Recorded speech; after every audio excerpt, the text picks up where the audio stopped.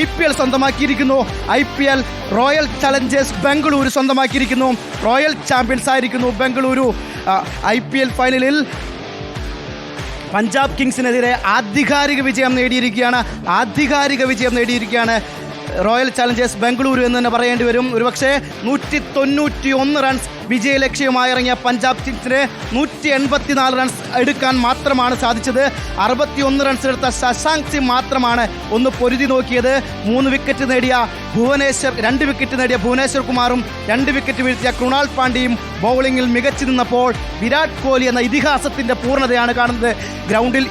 ഗ്രൗണ്ടിൽ മനോഹരമായ നിമിഷങ്ങളാണ്, വൈകാരിക നിമിഷങ്ങളാണ്. വിരാട് കോഹ്ലി കണ്ണു നിറയ്ക്കുകയാണ്. ഒരുപക്ഷെ ക്യാപ്റ്റൻ സ്ഥാനത്ത് ഒരുപാട് വർഷങ്ങൾ നിന്നെങ്കിലും കപ്പ് നേടിക്കൊടുക്കാൻ സാധിച്ചിരുന്നില്ല. പിന്നീട് ക്യാപ്റ്റൻ സ്ഥാനത്ത് നിന്ന് മാറുകയും ഫാഫ് ഡുപ്ലസി വരികയും ഈ സീസണിൽ പുതിയ ഒരു യങ്സ്റ്ററിനെ കൊണ്ടുവരികയും ആ രജത് പട്ടിദാറിന് കീഴിൽ ടീം ഒന്നടങ്കം ബാറ്ററെന്നോ ബോളറെന്നോ ഇല്ലാതെ ടീം മൊത്തം ഒരു സംഘമായി പ്രവർത്തിച്ചപ്പോൾ വിരാട് കോഹ്ലിക്ക് കീഴിലുള്ള റോയൽ ചലഞ്ചേഴ്സ് ബംഗളൂരുവിന് ആദ്യ കിരീടം സ്വന്തമാക്കിയിരിക്കുകയാണ്. ഒരുപക്ഷെ പലതരത്തിലും ആരാധകർ ആഘോഷിക്കുന്നുണ്ടാവും. ഈ 18 വർഷക്കാലവും റോയൽ ചലഞ്ചേഴ്സ് ബംഗളൂരിൻ്റെ ആരാധകർ കേട്ടിരുന്നത് പരിഹാസം മാത്രമാണ്. ഈ വർഷം കപ്പ് നമ്മുടേത് എന്ന് തവണയും പറയുന്നുണ്ടെങ്കിലും ഇത്തവണ കൃത്യമായി ഈ വർഷം കപ്പടിച്ചിരിക്കുന്നു.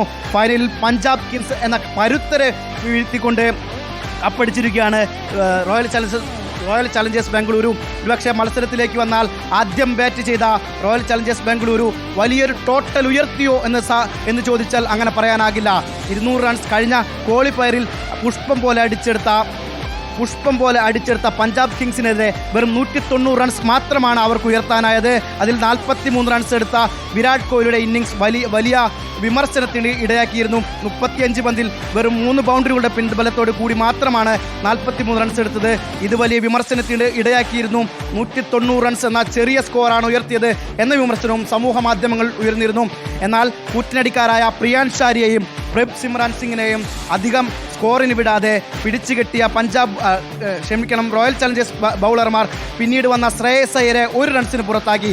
ഇതാണ് ഒരുപക്ഷെ ഈ മത്സരത്തിൻ്റെ വഴിത്തിരിവ് എന്ന് പറഞ്ഞാൽ.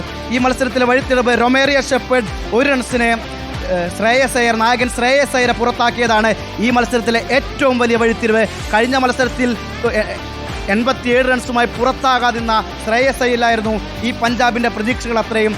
ശ്രേയസ് അയ്യർ വെറും 2 പന്ത് മാത്രം കളിച്ച് പുറത്തായപ്പോൾ ആ പ്രതീക്ഷകൾ അവസാനിച്ചു. ജോഷ് ഇംഗ്ലീഷ് ആണെങ്കിൽ 39 റൺസ് എടുത്ത് പുറത്തായി. നെഹൽ വധേരയ്ക്ക് വെറും 15 റൺസ് എടുക്കാൻ മാത്രമാണ് സാധിച്ചത്. മാർക്കറ്റ് സ്റ്റോയിനിസ് 2 പന്ത് കളിച്ച് 6 റൺസിന് പുറത്തായി. ഇങ്ങനെ നോക്കുമ്പോൾ 61 റൺസ് എടുത്ത ശശാങ്ക് സിംഗിന് മാത്രം ഒന്ന് പൊരുതി നോക്കേണ്ടി വന്നു. എന്നാൽ കൃത്യമായ ഇടവേളകളിൽ വിക്കറ്റ് വീഴ്ത്തിക്കൊണ്ട് റോയൽ ചലഞ്ചേഴ്സ് ബംഗളൂരുവിൻ്റെ ബൗളർമാർ കൃത്യമായി വിക്കറ്റ് വീഴ്ത്തിക്കൊണ്ട് മത്സരം ടൈറ്റാക്കിക്കൊണ്ട് റോയൽ ചലഞ്ചേഴ്സ് ബംഗളൂരുവിനെ അനുകൂലമാക്കുകയായിരുന്നു.